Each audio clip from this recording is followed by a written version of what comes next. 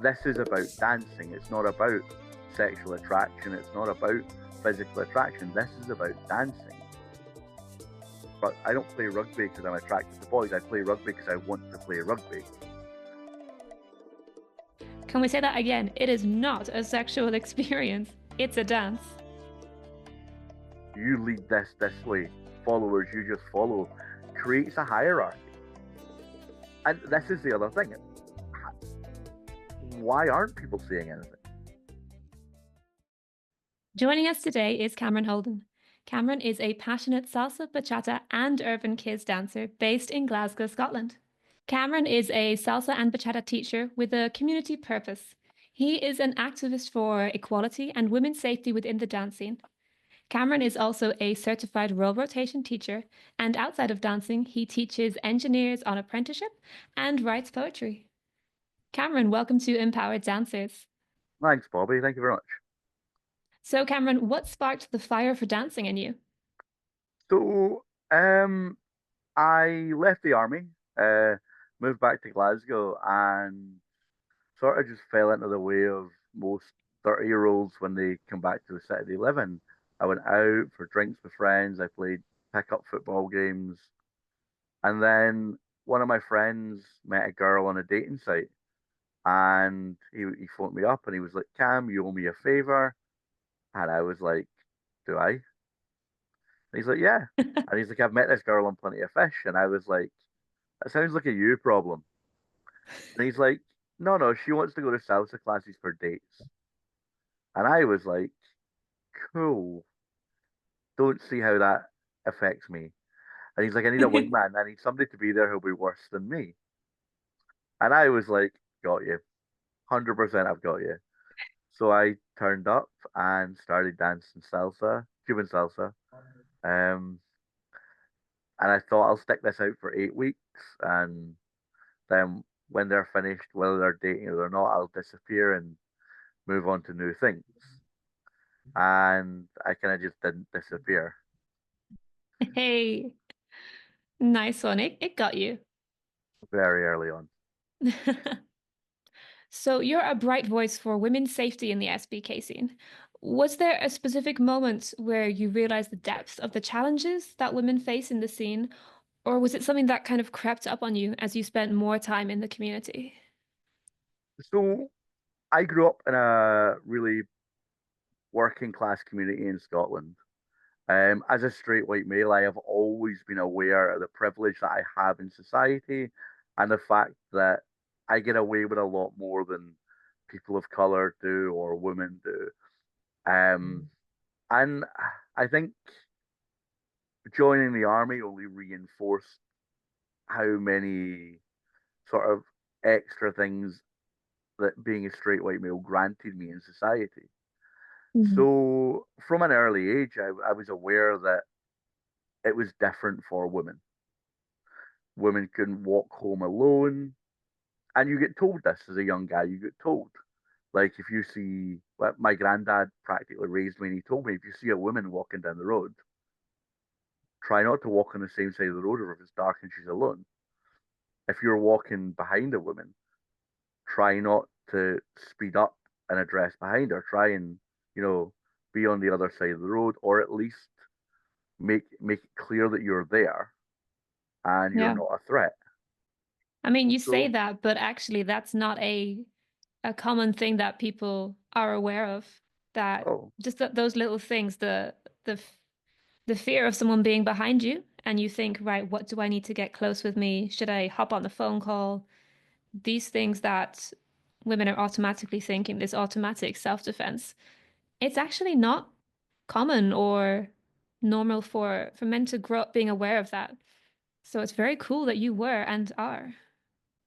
so yeah. So going forward from that, I realized that society has an inbuilt misogyny to it. Mm. There's a degree of men tend to get better jobs, women get looked over if they are pregnant. There's a pay gap, and I genuinely just think the army reinforced something in me that I had from the get go, but it was very much, I don't see skin color, I don't see gender, I see a person in uniform. Mm. You either can do your job or you can't. And if you can, great, you're cool. And if you can't, Yeah. then you're not. And being a woman or being a different skin color or a different race or religion, that doesn't filter into whether you can do your job. So the Mm. army sort of reinforced that in me.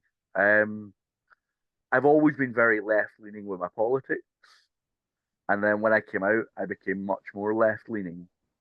And then I guess in my 30s, it became more of a wow, there are a lot of things in the world that I take for granted as a man. Mm. Like, I get into a cab and I don't worry I'm going to get attacked. Yeah. I walk home at night and I don't worry that somebody's going to jump me in the street. I go to a nightclub and I don't worry that I'm going to be harassed. Hmm. Like, Hmm. these Yeah. things I've taken for granted my whole life. Hmm. And I realize that But women don't get to take them for granted. no, these are things that women need to think about and need to be aware of constantly. Yeah. And and then when I got on the scene, I was already involved in education. And as an educator, there are certain things you are taught, there are certain behaviors you are expected to adhere to. Hmm. And I came on the dance scene and I found that a lot of that was fast and loose. Yes. Yeah. I found there are people who are in positions of authority taking advantage of young, vulnerable women, Yeah. or people taking people back to their hotel rooms when they're drunk and taking advantage. And I guess I found that I was quite naive when I started dancing. I thought maybe dance would be a safe space. And I realized that it wasn't as safe a space as it was made out. Yeah. If anything, we have the added layer of physical closeness, which makes dance a potentially more dangerous space, especially where we have, as you've described, the fast and loose standards in some schools of teaching or some teachers, which mean that those boundaries are not drawn, those lines are not talked about. So actually, the risk factor increases in the dance scene. Massively. Where it really shouldn't. It No, it should be minimalized on the dance scene. It should be this is about dancing. It's not about sexual attraction. It's not about physical attraction. This is about dancing. Like, 100%. I don't play rugby because I'm attracted to boys. I play rugby because I want to play rugby. Yeah. Dancing should be the same. I don't dance Yes. because I'm attracted to someone. I should be dancing because I want to dance. Yeah, so that brings us in from not just the teacher side, but the student and social dancer side and their reason for why they're dancing. That it's not just top down from teachers. This works from both sides, this A attitude towards the whole scene. 100%. I think it can be reinforced by teachers. I think if a student sees a teacher getting away with a certain kind of behavior, Mm. that students then they learn from that. Oh, They they pick up normalize it. they pick up on that behavior and Yeah. it's a green light for it. Yes. Yes. And even in some cases where they're not picking up as, oh, I can get away with it, but they're taught it's the norm. So they don't question it because they're new to the scene. So it's it does come back to the role of responsibility the teacher plays.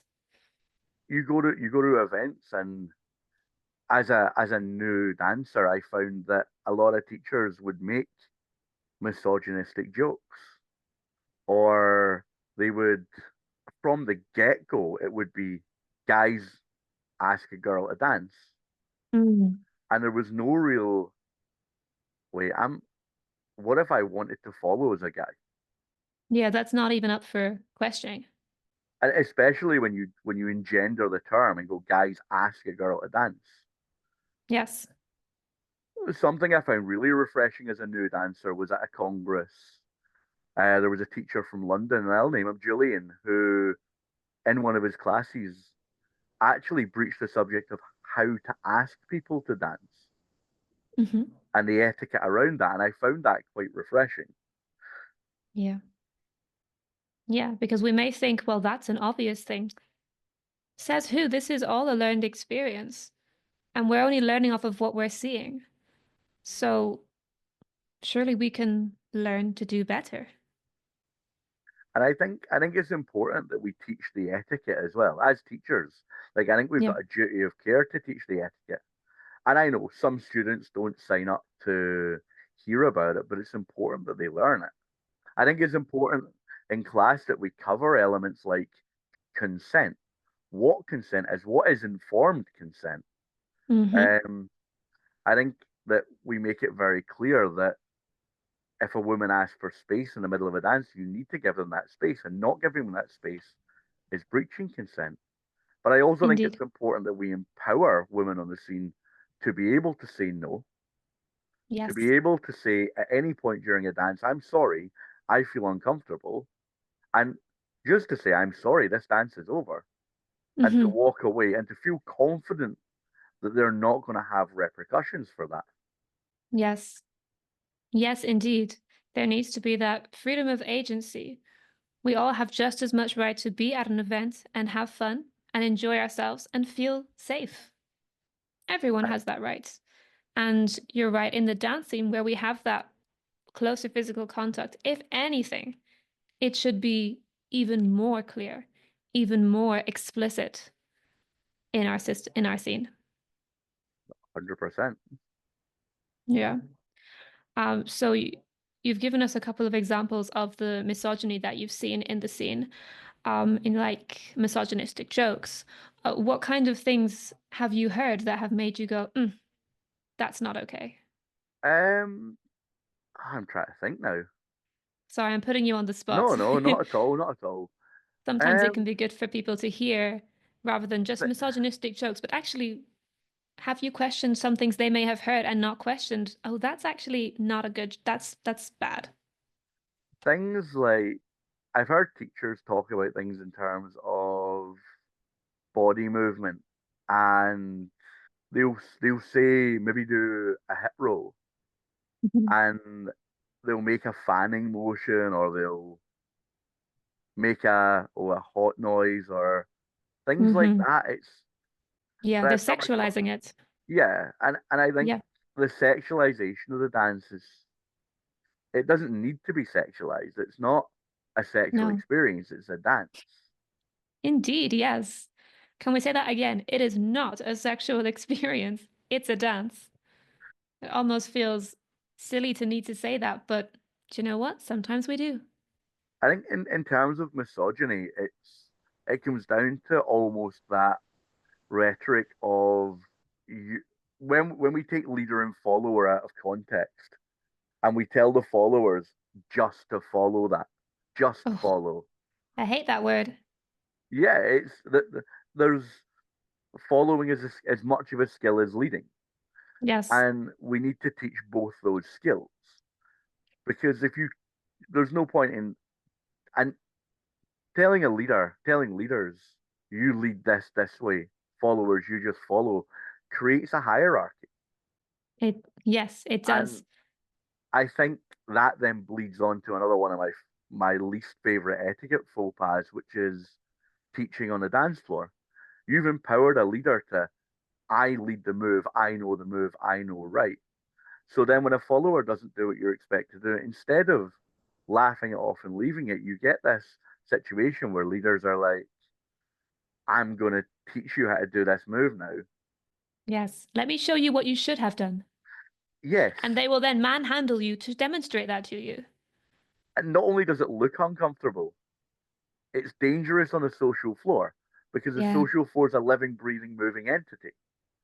And by not moving with the dance, you're taking up a space on the floor that's not being used the way it should be used. Mm. And it makes you a hazard to other dancers. Not to mention how uncomfortable you're making your follower feel. Oh, 100%. But Mm. it's not just uncomfortable, it's uncomfortable looking in. Yeah. And how many times are people looking in though and not saying anything? And this is the other thing. Why aren't people saying anything? Mm-hmm.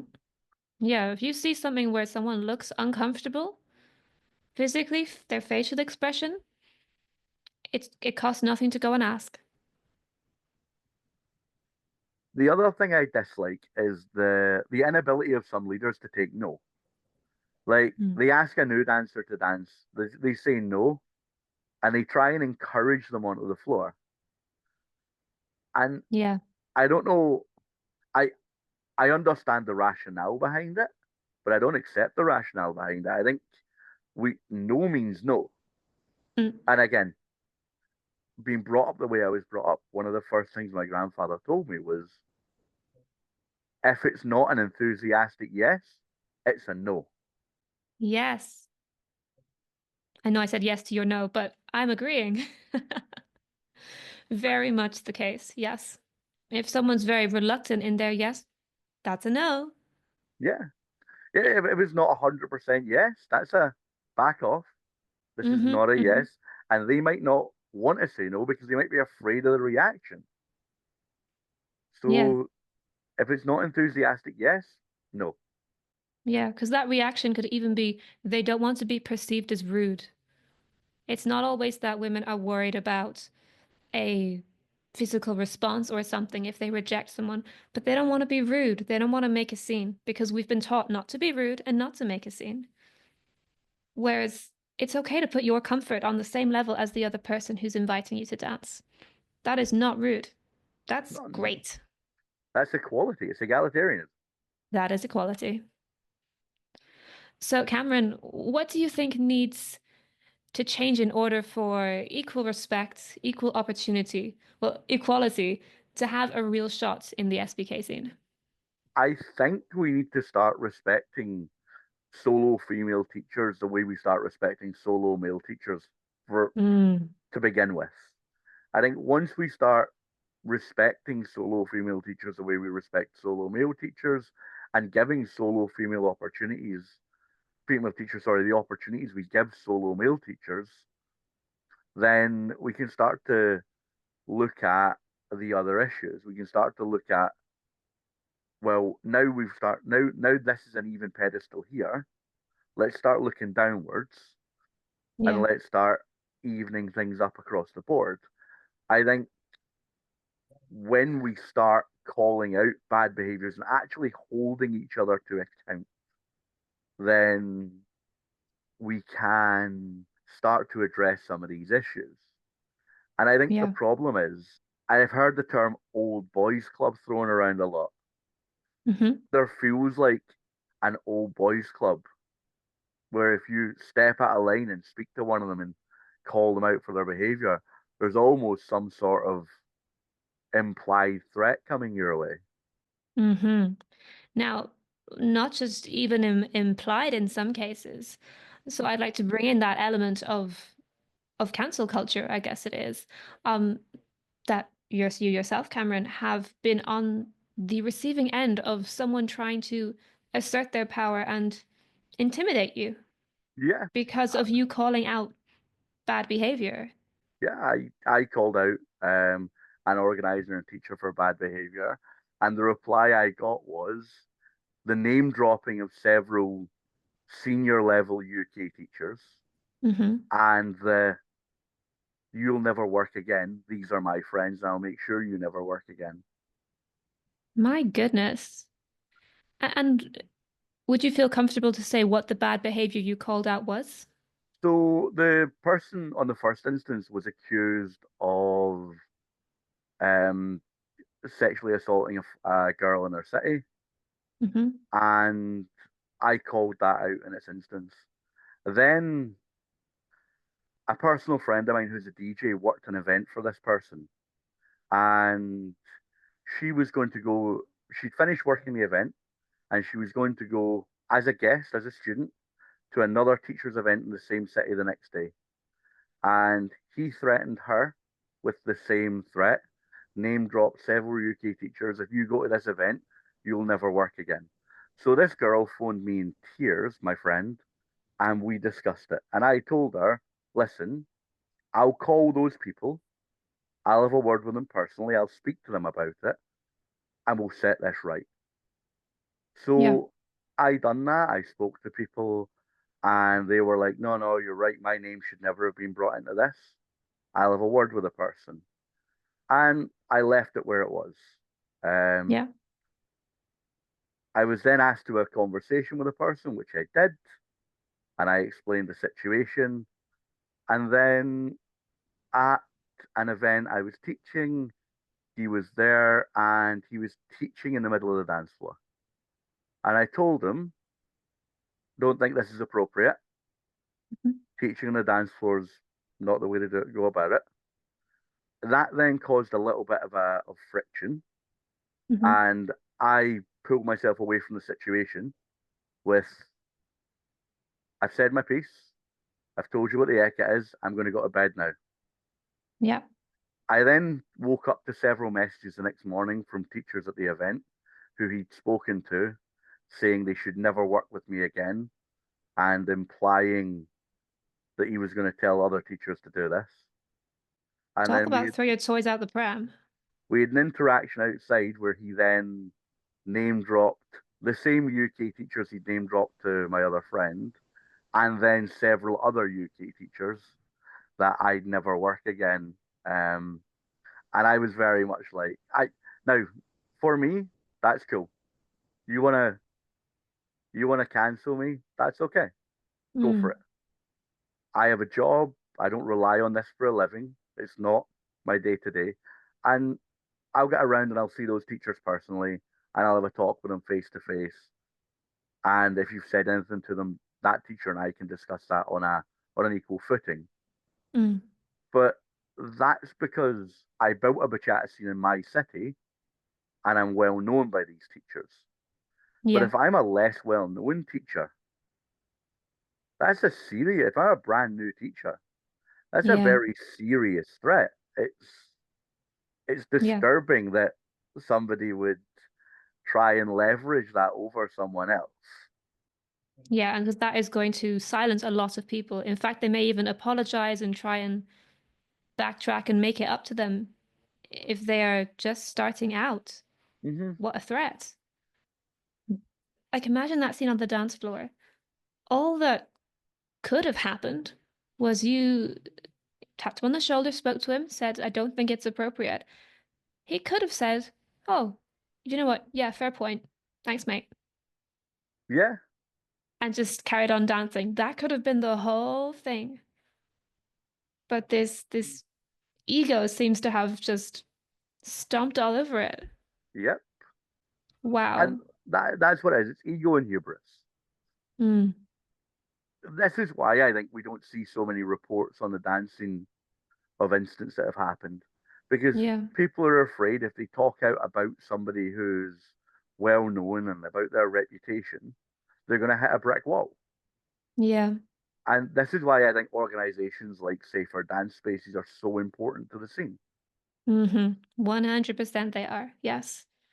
That there is a space to report things, to have some accountability where you don't have to feel like you're risking your place in the scene. Yes, agreed. Mm. But I think sometimes I think it needs to go a stage further. Sometimes I think I almost wish there was an agency, some sort of victim support agency within the dance scene Hmm. where you've made an accusation Yeah. and then there's someone to sit down with like a sentences advice sort of thing where you can sit Yes. down and go through someone's these are your options from this stage. You Yeah. can make it official and go to the police. Hmm. You can decide you don't want to do that, but you could make a civil issue out of it and seek a Yeah. harassment order or one of the various orders from courts based on domestic violence or harassment or one of those other orders Yeah. and serve them, or just for somebody to sit there and listen to what you have to say, Yes. to let you get it out, and to give you a degree of counseling. Yeah. And to validate that that experience should not have happened. It's an Yeah, unacceptable experience. yes, When I people agree. feel they should be silent so they don't. Again, it comes back to making a scene or being judged or disliked for disliking a popular person. What kind of community is that? That's not us having each other's backs. No, it's not. And I think that's what it comes down to. It's if there is a group of people on the scene who all have each other's backs, who Hmm. are turning their backs because their friends are involved in these incidents, then the rest of us aren't playing off of an equal bat, No, and that makes those people complicit. it does. Choosing to do nothing, choosing to support someone, even silently by inaction, choosing to support someone who has harmed, threatened, or caused intentional distress, that's unacceptable. Yeah, of course it is. And we don't accept it in the adult world. No. There is there is nowhere else in the world we don't accept it from our political viewpoints. If you do nothing, you support the oppressors. Mm. And yet we don't apply that same rhetoric to people in the dance scene. We don't apply those same standards to people in the dance scene. And we should. Choosing to do nothing is a choice. Agreed. Openly. So, when someone is called out or a concern is raised, whatever the wording we use, um, what would you like to see as a response in real time when that response is when that concern is raised and put to a person? So I'd like to see a degree of accountability. There are always two sides to an event. Hmm. Now, if both people are telling the truth, then they should line up fairly averagely. If one Yeah. person is lying, the events will differ massively. But I'd like to see a degree of accountability. And if you've been accused of something, I don't mean to put words in people's mouths or to say you need to admit your guilt if you're not Hmm. guilty, but a degree of looking at it and going, well, have my actions caused another person or could have caused this person to feel that way? So Yeah. a self reflection, a level of accountability of maybe that person has a valid point. So and then from that, a rationale of how serious is the incident Hmm. versus where we take it from there. But I think in the first instance, a degree of self reflection and accountability is important. Yes. Yes, very important. If we have a willingness to reflect like that, because sometimes a lot of the low level, if you want to use the leveling situations, a lot of the low level bad behavior isn't aware, isn't done with intention. It's done through habit or because that's what they've been taught. So having that self-awareness or just that willingness in the first instance, as you say, to kind of go, hey, there were two people involved in this incident. Maybe I did play a part. Yeah. And I think this is one of the problems in society. We're seeing a rise now in the reporting of rape, sexual assaults, and crimes of that nature. Mm. We're not seeing a rise in crimes of that nature. And I don't for No? one second think crimes of that nature have spiked 26%. What I think has happened is we're seeing a rise in the reporting of crimes of that behavior because thanks to things like the Me Too movement, Mm. people are much more comfortable coming forward and making complaints. The problem in wider society is things like rape are notoriously hard to prosecute. Yeah. And when someone gets put through an ordeal like that and then has to go through the ordeal of trial and either a technicality or because this is difficult to prosecute, someone gets off, it lowers people's faith in the criminal justice system, Yeah. which might lead to a downturn in reporting again, which doesn't necessarily represent a trend and a downturn of incidents. It's just a downturn in reporting. Yes, the reporting and the acts have no correlation. And I think on the dance scene, I don't think acts of disrespect are new.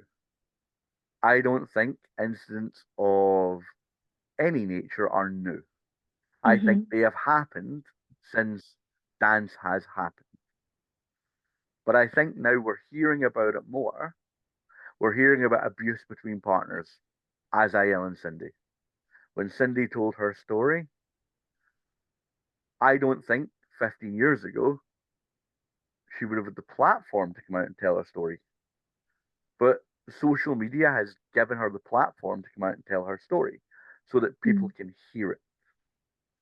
That's at the very serious end of the spectrum. Mm. And I'm not saying for one instance we should reverse this and say people guilty of minor offences should never work again. But what I'm saying is there needs to be some sort of rehabilitation to this. But Yeah, rehabilitation can only happen if you take accountability. I couldn't put it better myself. Cameron, thank you for taking the time to come and share your views and experience of misogyny in the dance scene and beyond, and to share your own personal experience of being threatened to be cancelled in our scene. It's an experience that should not have happened, and I hope it happens less and less as voices like yours come to the fore and show everyone that we won't accept this. Cameron Holden, thank you very much. Bobby, it's been a pleasure.